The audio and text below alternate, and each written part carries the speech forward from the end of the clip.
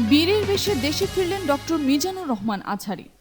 তৎকালীন আওয়ামী লীগ সরকারের রশির মুখে পড়ে হুট করে দেশ ছেড়েছিলেন জনপ্রিয় ইসলামী বক্তা এবং আলোচক মাওলানা ডক্টর মিজানুর রহমান আজহারী। আওয়ামী লীগ সরকার ছাত্র জনতার কাছে আত্মসমর্পণ করে ক্ষমতা ছাড়ার পর অবশেষে গতকাল দেশে ফিরছেন বলে ঘোষণা দেন ডক্টর মিজানুর রহমান আজহারী।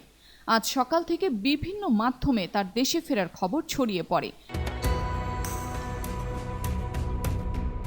অন্তর্বর্তীকালীন সরকার গঠন নিয়ে ডক্টর মিজানুর রহমান আজহারী বলেন, অন্তর্বর্তীকালীন সরকার গঠনে কালক্ষেপণ ঠিক হচ্ছে না। খুব দ্রুত এটা করে ফেলা দরকার ছিল। যত দেরি ততই আশঙ্কা। আমি চাই যারা ইনসাফ প্রতিষ্ঠা করতে চায় এমন ব্যক্তিরা অন্তর্বর্তীকালীন সরকারে আসুক, যেটা ইসলামপন্থী হোক বা সেকুলার হোক। That's not a big deal right now. We require justice.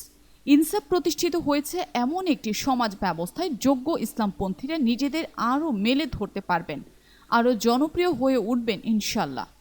আগামী নির্বাচনে হয়তো সেটা প্রতিফলন আমরা দেখতে পাবো। ইবনে তাইমিয়া রাদিয়াল্লাহু তাআলা আনহুর একটি কথা আমার খুব পছন্দের। তিনি বলতেন, ইনসাফ এবং কুফর একসঙ্গে থাকা সম্ভব, কিন্তু জুলুম এবং ঈমান একসাথে থাকতে পারে না।